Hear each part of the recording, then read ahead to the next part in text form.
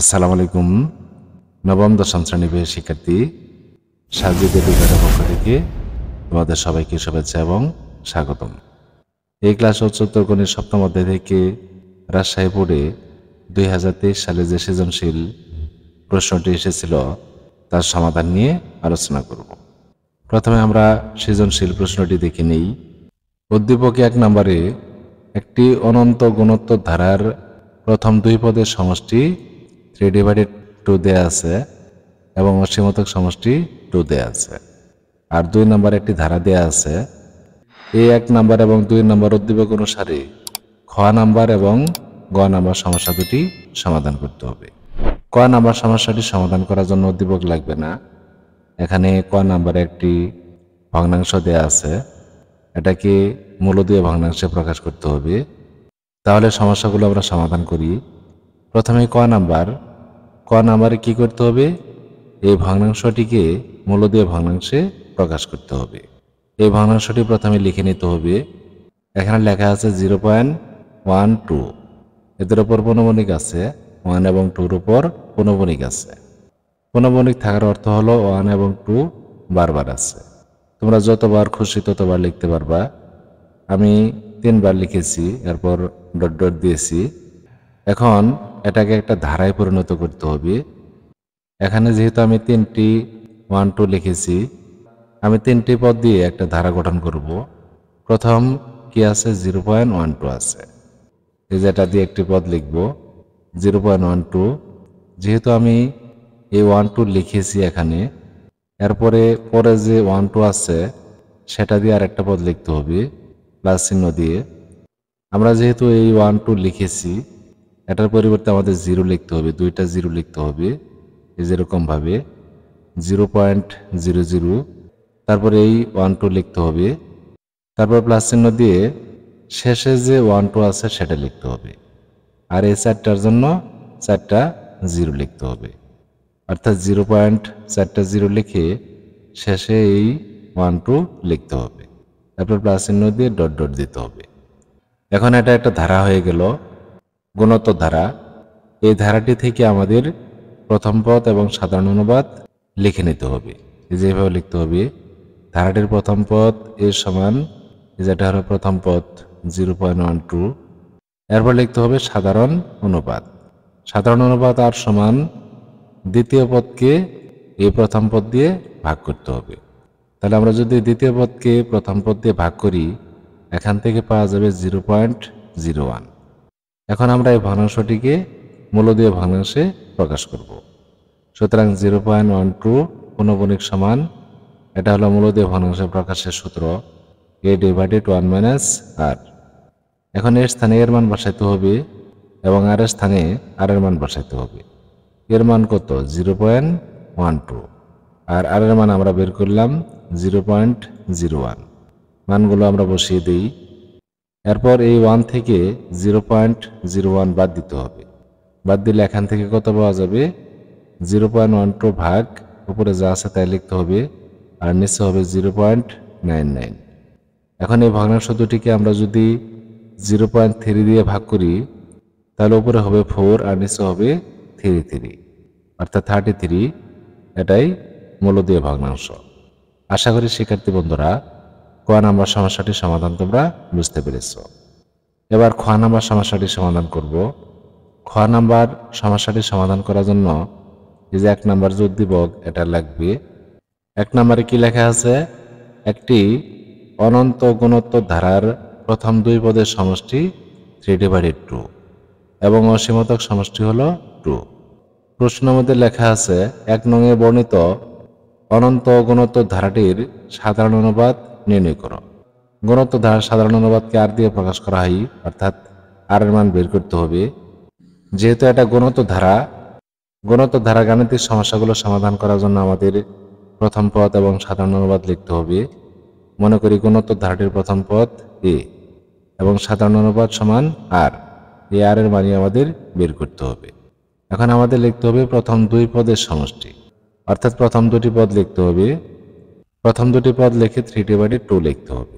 যেরকম ভাবে প্রশ্ন মতে এটা হলো প্রথম পদ আর এটা হলো দ্বিতীয় পদ।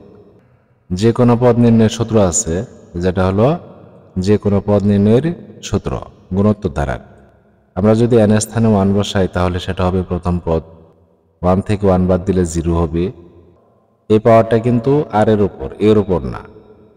1 থেকে 1 বাদ দিলে 0 হবে, অর্থাৎ r টু দি পাওয়ার 0 হবে। r টু দি পাওয়ার 0 এর অর্থ হলো তার মান 1, অর্থাৎ a ইন্টু 1 হবে, যার কারণে প্রথম পদ হবে শুধু a। এরপর আমরা যদি আর এর স্থানে 2 বসাই তাহলে সেটা হবে দ্বিতীয় পদ। এই যে এখানে যদি আমরা 2 বসাই তাহলে 2 মাইনাস 1 হবে। 2 থেকে 1 বাদ দিলে 1 হবে, অর্থাৎ a to the power r হবে, এবং তার উপর পাওয়ার কত হবে? 1 হবে। 1 আমরা পাওয়ার হিসেবে কোথাও লিখি না, সুতরাং এখান থেকে পাওয়া যাবে a r। এই জন্য আমরা দ্বিতীয় পদ a r লিখেছি। এটা হলো প্রথম পদ আর এটা হলো দ্বিতীয় পদ, দুইটি পদের সমষ্টি, মানে যোগ করতে হবে, এবং তার মান কত? 3/2। এরপরে কি আছে? অসীমতক সমষ্টি। অসীমতক সমষ্টি নির্ণয়ের সূত্র আছে, যেটা হলো অসীমতক সমষ্টি নির্ণয়ের সূত্র। এটা সমান কত লিখতে হবে? 2 লিখতে হবে। এখন এই প্রথমটাকে 1 নম্বর সমীকরণ ধরতে হবে, আর এটাকে 2 নম্বর সমীকরণ ধরতে হবে। 2 নম্বর সমীকরণটি বড়, এই যে এখানে কি আছে? সমান সমান উপরে 2 আছে, আর এখানে কি আছে? 3/2 আছে। 3 কে 2 দিয়ে ভাগ করলে কত হবে? 1.2 হবে, যার কারণে এটা বড় আর এটা হলো ছোট। এই বড় সমীকরণকে ছোট সমীকরণ দিয়ে ভাগ করতে হবে, অর্থাৎ 2 নম্বরকে 1 নম্বর সমীকরণ দ্বারা ভাগ করতে হবে। তাহলে আমরা 2 নম্বর সমীকরণকে 1 নম্বর সমীকরণ দ্বারা ভাগ করি। সেক্ষেত্রে সমান সমানের আগে এই মানটা উপরে লিখতে হবে আর এই মানটা নিচে লিখতে হবে। এই যে এভাবে আমরা এই মানটা উপরে লিখলাম আর এই মানটা নিচে লিখলাম, যেটা হলো মেন ভাগ। এরপর সমান সমানের পরে এই মানটা উপরে লিখতে হবে আর এই মানটা নিচে লিখতে হবে। এই যে 2/3/2, এটা আমরা উপরে লিখলাম আর এই মানটা নিচে লিখেছি। এখন এই ভাগটাকে উল্টিয়ে দিতে হবে, অর্থাৎ ভাগটাকে গুণন বানিয়ে দিতে হবে। সেক্ষেত্রে এই যার নিচে মনে মনে 1 আছে, এটা কিন্তু মেন ভাগ। এই যে এখানে যে দাঁড়িটা তোমরা দেখতে পাচ্ছ, এটা কিন্তু মেন ভাগ। উপরে যা আছে তাই লিখতে হবে, আর এই মেন ভাগ উল্টে ইন্টু হয়ে যাবে, যেরকম, বা উপরে যা আছে আমরা তাই লিখলাম, আর এই ভাগের পরিবর্তে আমরা গুণন দিলাম, এবং এই যে নিচে যে 1 আছে, এই 1টা উপরে যাবে আর এই মানটা নিচে বসবে। এভাবে 1/a প্লাস ar। এ পাশে একইভাবে এটা হলো মেন ভাগ, এই 2টা আগে লিখতে হবে, আর এই যে নিচে যে ভগ্নাংশ আছে এটা উল্টে যাবে, 2 উপরে যাবে, 3 নিচে বসবে, যেরকম 2 × 2/3। এখন এই যে এখান থেকে a কমন নিতে হবে, আর এই 2 সাথে 2 ইন্টু করতে হবে। এখানে কোনো পরিবর্তন হবে না, যা আছে তাই লিখতে হবে। এখান থেকে আমরা a কমন নিলাম, আর এই 2 সাথে 2 ইন্টু করলে কত হবে? 4 হবে, নিচে আছে 3। a এবং a কেটে যাবে, কেটে উপরে কি থাকলো? 1 × 1। 1 এর সাথে 1 ইন্টু করলে 1 হবে, আর নিচে কি আছে? 1 minus r into 1 plus r, অর্থাৎ এটা a plus b into a minus b সূত্রের মতো। a plus b into a minus b থাকলে আমরা স্কোয়ার মাইনাস b স্কোয়ার লিখি, ইন্টু করে 1 এবং 1 ইন্টু করলে 1 হবে, এটা মাইনাস, এটা প্লাস, প্লাস মাইনাসে মাইনাস হবে, আর এর সাথে আর ইন্টু করলে আর স্কোয়ার হবে, অর্থাৎ এরকম হবে 1/1 মাইনাস আর স্কোয়ার সমান সমান 4/3। এই মানটাকে আমি পরে পৃষ্ঠে নিয়ে যাচ্ছি। আমাদের এখানে যা করতে হবে তা হলো এই ভগ্নাংশটিকে উল্টিয়ে লিখতে হবে। যেহেতু আমরা আর এর মান বের করবো, এই জন্য আরটা উপরে থাকতে হবে। আমরা যদি নিচের অংশটা উপরে লিখি আর উপরে যে 1 আছে এটাকে নিচে লিখি, তাহলে সেক্ষেত্রে এরকম পাওয়া যাবে 1 মাইনাস আর স্কোয়ার, অর্থাৎ এই যে 1টা যে নিচে আসবে, 1 দ্বারা যদি আমরা এই মানটাকে ভাগ করি তাহলে এটাই হবে, আর এই 3টা উপরে যাবে, 4টা নিচে বসবে। এখন এই 3/4কে বাম পাশে নিয়ে আসতে হবে, আর আর স্কোয়ার এটা ডান পাশে নিয়ে যেতে হবে। 1 মাইনাস 3/4, এর আগে প্লাস আছে, বাম পাশে এসে মাইনাস হবে, সমান সমান আর স্কোয়ার। আমাদের বের করতে হবে আর এর মান, যার কারণে আরটা সামনে থাকতে হবে আর এটা পরে থাকতে হবে। আমরা পক্ষান্তর করে নিলাম, এতে চিহ্নের কোনো পরিবর্তন হবে না, যেহেতু সম্পূর্ণ অংশ আমরা পরিবর্তন করেছি। এখন 1 থেকে 3/4 বাদ দিতে হবে। এটা যেহেতু ভগ্নাংশ, লসাগু নিয়ে বাদ দিতে হবে। লসাগু হবে কত? 4। তাহলে আমরা লসাগু 4 নিলাম। এই লসাগু 4 1 এর সাথে ইন্টু হয়ে 4 হবে। এরপরে মাইনাস চিহ্ন দিতে হবে। এখানেও 4 আছে, এখানেও 4 আছে, দুইটাই 4। অর্থাৎ এই 4 দ্বারা এই 4 কে ভাগ করতে হবে, 1 হবে। 1 এর সাথে 3 ইন্টু করলে কত হবে? 3 হবে। 4 থেকে 3 বাদ দিলে 1 হবে, বা আর স্কোয়ার কত হবে? 1/4।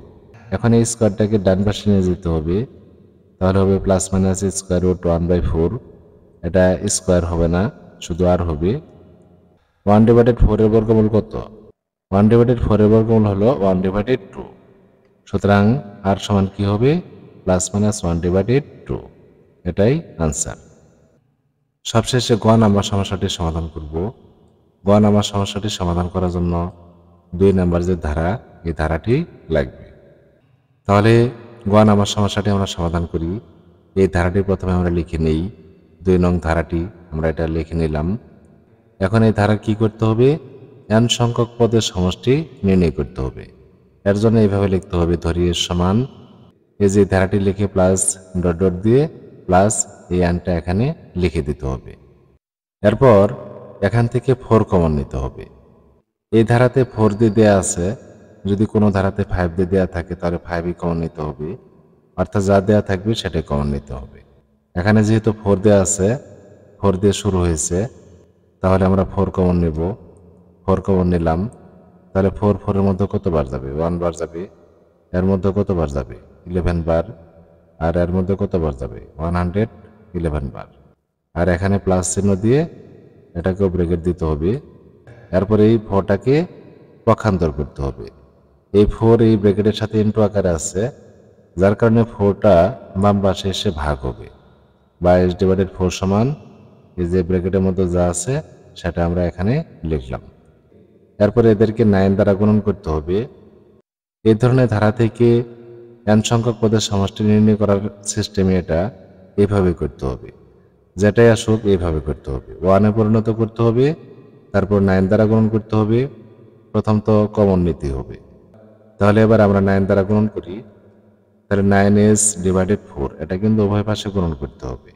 আর এই মানটা কিন্তু উপরের সংখ্যা, তাহলে উপরে যে এস আছে এস এর সাথে 9 ইন্টু করতে হবে। তাহলে এটা হবে 9 প্লাস 9999 প্লাস ডট ডট, এর সাথে কোনো কিছু ইন্টু হবে না। এটা দ্বারা বোঝানো হচ্ছে যে n সংখ্যক পদ পর্যন্ত আমাদের নির্ণয় করতে হবে। এরপরে যা করতে হবে, এটাকে 10 বানাতে হবে। 10 - 1, 100 - 1 এইভাবে লিখতে হবে। তাহলে আমরা সেরকমভাবে লিখি, যেরকমভাবে এই লাইনটা আমি পরে পৃষ্ঠে নিয়ে যাচ্ছি। এরপরে যে ব্র্যাকেটের যে প্রথম মানগুলো আছে সেগুলো এক ব্র্যাকেটে লিখতে হবে, যেরকমভাবে। আর যাদের সামনে মাইনাস আছে, অর্থাৎ দ্বিতীয় যে পদগুলো, এটা 1, এটা 1, এটা 1, এগুলোকে এক ব্র্যাকেটে লিখতে হবে এবং এগুলোকে লিখতে হবে n সংখ্যক পদ পর্যন্ত। এরপরে যে এখান থেকে 10 কমন নেওয়া যাবে, আমরা 10 কমন নিই। 10 কমন নিলে কি হবে? এই যে এই মানগুলো পাওয়া যাবে। আর এখানে কি আছে? 3টা 1 আছে, এরপর ডট ডট চিহ্ন দেওয়া আছে। এখানে ঠিক কতগুলো 1 আছে তা আমাদের জানার নেই, এই জন্য এখানে এই যে শেষে যা আছে সেটাই লিখতে হবে, -n। অর্থাৎ এটা দ্বারা বোঝানো হচ্ছে যে এখানে n সংখ্যক 1 আছে, অর্থাৎ এখানে যা লেখা থাকবে সেটাই এখানে লিখতে হবে। এরপর এই যে এখানে যে ধারাটি আছে এটাকে এর মতো হইতে হবে, 1 + a + a²। এই যে এটা হলো 1, এটা 1, এখানে আছে, এখানে আছে 10, এখানে আছে a², এটা হবে 10²। তাহলে আমরা সেরকমভাবে লিখি, সামনে 10 আছে আর এটাকে আমরা এই যার মতো করে লিখলাম। এখন এটার সমান কি লেখা আছে? এই যে এটা লেখা আছে, এর মতো করে লিখতে হবে। এটা ডাবল লেখা হয়ে গেছে, এটা লেখার প্রয়োজন নেই, বা বাম পাশে যা আছে আমরা তাই লিখলাম। এখন এই 10টা এখানে লিখতে হবে। আর এই যে ব্র্যাকেটের মতো যা আছে সেটার জন্য কিন্তু সূত্র 10 × 10⁻n - 1 / 10 - 1। এটা আমরা কিভাবে লিখলাম? এই যে এখানে কি আছে? a আছে, এখানে লেখা হয়েছে a⁻n। আর এখানে কি আছে? 10 আছে, তাহলে লিখতে হবে 10⁻n। এরপরে -1 আছে, এই যে এখানে সূত্রের মধ্যে কি আছে -1, সেই -1টাই লেখা হয়েছে। আর নিচে কি আছে a-1, এই যে এখানে যে আছে a থেকে 1 মাইনাস করা হয়েছে। তাহলে এর স্থানে কি আছে 10 আছে, 10 থেকে 1 মাইনাস করতে হবে, এরপর -n লিখতে হবে। এখন এই যে এটা হলো সংখ্যা আর এটাও হলো সংখ্যা, কিন্তু উপরে যে মানটি আছে এটা কিন্তু নির্দিষ্ট সংখ্যা না, কারণ এখানে n সমান কত সেটা আমরা জানি না। যার জন্য আমাদের কি করতে হবে, এই যে এই টেনটা উপরে লিখতে হবে। এর নিচে যেহেতু কোনো দাড়ি দেওয়া নেই, উপরেও দাড়ি দেওয়া নেই, তাহলে বুঝতে হবে এই মানটি উপরের মান। আর নিচে কি আছে 10-1, অর্থাৎ 10 থেকে 1 বাদ দিতে হবে, 9 হবে, এবং সেই মানটা 10 এর নিচে লিখতে হবে। আর এই যে উপরে যে মানটা আছে এটা ব্র্যাকেট দিয়ে সাইডে লিখতে হবে। এই যেরকম ভাবে লিখতে হবে, বাম পাশে যা আছে তাই লিখতে হবে, ডান পাশে এইভাবে লিখতে হবে, তারপরে মাইনাস চিহ্ন দিয়ে l লিখতে হবে। এখন এই 4/9কে পক্ষান্তর করতে হবে, অর্থাৎ ডান পাশে নিয়ে যেতে হবে। আমরা যদি বাম পাশে s রেখে দেই তাহলে এই 9/4 ডান পাশে যাবে এবং ডান পাশে গিয়ে উল্টে যাবে। এই 4 এর সাথে 10 ইন্টু হবে, 9 এর সাথে 9 ইন্টু হবে, আবার n এর সাথেও ইন্টু হবে। এই যে এখানে যে 9/4 আছে এই মানটা n এর সাথেও ইন্টু হবে। এই যে এরকম ভাবে s সমান 40/8 এই 4 এর সাথে 10 ইন্টু হয়ে 40 হলো, আর 9 এর সাথে 9 ইন্টু হয়ে 81 হলো। আর এখানে ব্র্যাকেটের মধ্যে যা আছে তাই লিখতে হবে। মাইনাস চিহ্ন দিয়ে এই n এর সাথে এই 4টা ইন্টু করতে হবে, 4n/9। এটাই আনসার। আশা করি শিক্ষার্থী বন্ধুরা সৃজনশীল সমস্যাটির সমাধান তোমরা বুঝতে পেরেছ। সবাইকে ধন্যবাদ জানিয়ে ক্লাসটি এখানে শেষ করছি। খোদা হাফিজ, আসসালামু আলাইকুম।